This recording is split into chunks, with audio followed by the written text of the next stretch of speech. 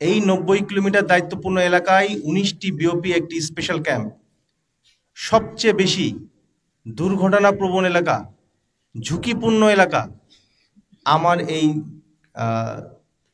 দোরাবাজার উপজেলার সীমান্তাধীন যে বিওপিগুলি আছে, বাঁশতলা, পেকপাড়া, বাগানবাড়ি। অন্যান্য বিওপি যদি আমি 16টা আলাদা করি, তিনটার যে দুর্ঘটনা, এই তিনটির যে ঝুঁকি অনেক বেশি। তো আমরা আসলে বিওপি থেকেও জনসচেতনমূলক সভা করি, টাইম টু টাইম মোটিভেট করার চেষ্টা করি লোকজনকে, কিন্তু নিজেরাই যদি সেলফ মোটিভেটেড না হই, একটু বোঝার চেষ্টা না করি, একটু যদি চেষ্টা করে জিনিসটাকে পাল্টাতে লোকজনকে সহযোগিতা না করি, তাহলে কিন্তু সম্ভব না। এভাবেই চলতে থাকবে, মাসের পর মাস, বছরের পর বছর এইভাবেই চলতে থাকবে। সেই ভবিষ্যৎ, ইউনো সাহেব যেটা বলেছেন, ভবিষ্যৎ কিন্তু নষ্ট করে দিচ্ছি আমরা। সত্যি আমরা কি পারি না বাই এনি মিনস যে আমাদের অল্টারনেটিভ কোনো অকুপেশনের চেষ্টা করার জন্য, বিকল্প কর্মসংস্থানের চেষ্টা করার জন্য একটু উদ্যোগ নিতে পারি না? আমরা কি পারি না যে এইখানে যে এত গরুর চোরাচালান প্রবণ এলাকা, আমরা একটু ট্রাই করি, আমরা নিজেদের খামার করি।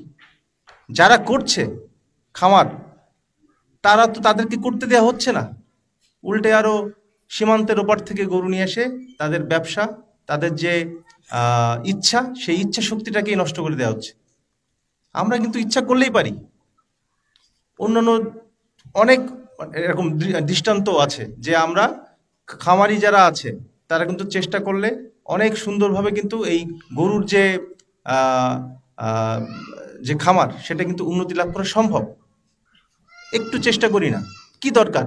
জীবনের ঝুঁকি নিয়ে আমাদেরই ছেলে, আমাদেরই ভাই সীমান্তের ওপারে যে গরু নিয়ে আসছে, জীবনের মানে মায়া তোয়াক্কা না করে। আমাদের ফ্যামিলি নাই?